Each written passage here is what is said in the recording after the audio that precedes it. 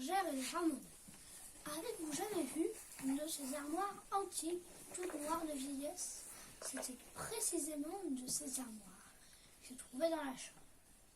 Au milieu, on voyait sculpté un homme d'une singulière apparence. Il ricanait toujours. Il avait des jambes de boucle, de petites cornes à la tête et une longue barbe.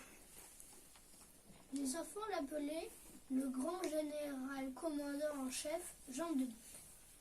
Il était là. Les deux, ils étaient là. Les deux, les yeux toujours fixés sur la console où se tenait debout une gracieuse petite bergère de porcelaine. Elle portait des souliers dorés, une robe parée d'une rose toute fraîche, un chapeau d'or. Elle était charmante. Tout à côté d'elle se trouvait un petit ramoneur noir, comme du charbon, mais pourtant de porcelaine aussi. Il était aussi gentil, aussi propre que vous et moi, car il n'était en réalité que le portrait d'un ramoneur. Le ramoneur, tombé sous le charme de la bergère, lui fait de nombreux compliments. Imagine ce qu'il dit. Madame, vous êtes la plus belle, vous êtes la reine de mon cœur.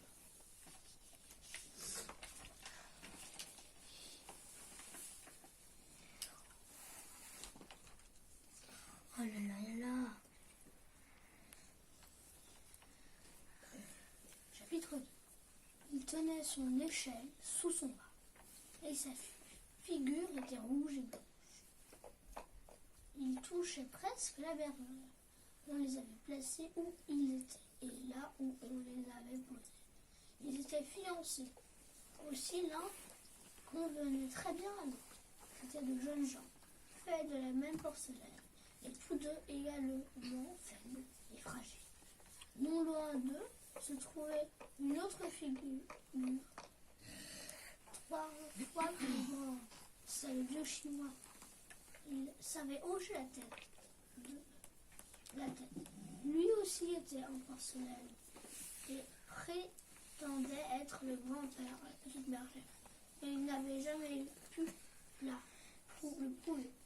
Il soutenait qu'il avait tout pouvoir sur elle, et c'est pourquoi il avait répondu par un aimable hochement de tête au grand général commandant en chef Jean de Bouc, qui avait demandé la main de la petite bergère. Quel mari tu auras là, dit le vieux chinois. Il fera de toi une madame, le grand général commandant en chef Jean de Bouc. Il a toute son armoire remplie d'argenterie. La bergère, qui ne veut pas que l'on la marie au grand général, essaie de convaincre son grand-père de renoncer. S'il te plaît, il n'est pas beau, et tu sais que la richesse ne m'intéresse pas.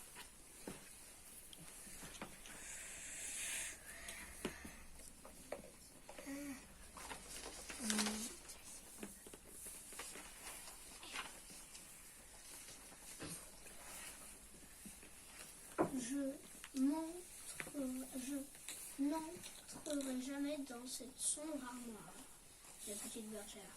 J'ai entendu dire qu'il y a dedans 11 femmes de porcelaine. Eh bien, tu seras la 12e, dit le chinois. Cette nuit, on fera nos noces. Et là-dessus, il hocha la tête et s'endormit. Mais la petite bergère pleurait en regardant son bien-aimé.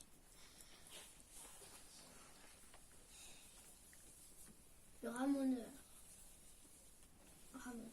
Je t'en prie, dit-elle, aide-moi à m'échapper dans le lit. Nous ne pouvons pas plus rester ici. Je veux tout ce que tu veux, dit le petit ramoneur.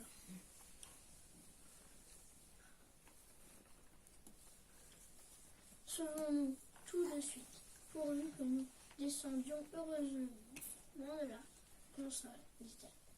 Il la rassura et l'aida avec son échelle. Et bientôt, ils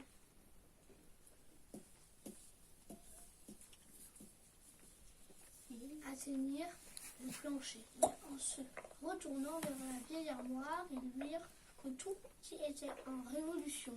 Tous les cerfs sculptés allongeaient la tête, dressaient leur bois et tournaient le cou. Le grand général commandeur en chef, Jean de Bouc, fit un saut et cria au vieux chinois: les voilà, ils se sauvent, ils se sauvent. Les deux amoureux essaient de se donner du courage en se réconfortant l'un l'autre. Imagine leur dire: ne t'inquiète pas, je suis là. Tu as raison, nous sommes ensemble, c'est le plus important.